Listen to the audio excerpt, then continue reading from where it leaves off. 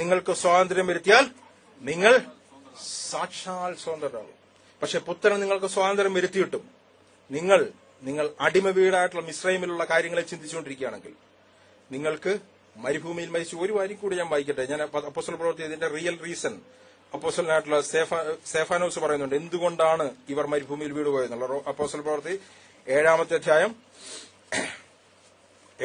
ഇവർ പാടുന്ന പാട്ടും പ്രാർത്ഥനയെല്ലാം കാളക്കുട്ടിയാ സ്വീകരിച്ച്. എന്നിട്ട് അപ്പോൾ പറയാണ്, അടുത്ത വാക്കിലും പറയാണ്, ദൈവവും പിന്തിരിഞ്ഞു ആകാശത്തിലെ സൈന്യങ്ങളെ ആരാധിപ്പാൻ അവരെ കൈവിട്ടു. ഞാൻ പറഞ്ഞത് ഇതൊരു ഡിസാസ്റ്റർ സ്റ്റോറിയാണ്. ദൈവം നമ്മളെക്കുറിച്ച് ആഗ്രഹിക്കുന്നതല്ല. ദൈവം നമ്മളെക്കുറിച്ച് ആഗ്രഹിക്കുന്ന ദൈവം പറഞ്ഞിരിക്കുകയാണ്, നിങ്ങൾ അടിമ വീടായ മിസ്രൈമിൽ നിങ്ങളെ വിടുവിച്ചു എന്നുള്ളത്. നിങ്ങൾ കനാലിൽ ചെന്നിട്ട് നിങ്ങൾക്ക് എക്സ്പീരിയൻസ് ചെയ്യാനായിട്ട് കഴിയും. ആ എക്സ്പീരിയൻസ് ചെയ്യുമ്പോൾ ദൈവം നിങ്ങളെക്കുറിച്ച് ദൈവത്തിന്റെ ഉദ്ദേശമുള്ള കാര്യങ്ങൾ ചെയ്തോളൂ. നിങ്ങൾ ദൈവത്തിന് വേണ്ടിയിട്ട് പ്രയോജനപ്പെടാനായിട്ട് വലിയ ബുദ്ധിമുട്ടൊന്നും ചെയ്യണ്ട. നിങ്ങൾ ചെയ്യേണ്ടത് തന്നെത്താൻ വെടിപ്പാക്കി കർത്താവിന് അവൈലബിൾ ആയിരിക്കുക എന്നുള്ളത് മാത്രമാണ്. അത് മാത്രമാണ്. ഞാൻ വീണ്ടും പറയാം, നിങ്ങൾ രക്ഷിക്കപ്പെട്ട വ്യക്തികൾ ചെയ്യേണ്ടത് തന്നെത്താൻ വെടിപ്പാക്കി ദൈവത്തിന് അവൈലബിൾ ആയിരിക്കുക എന്നുള്ളത് മാത്രമാണ്.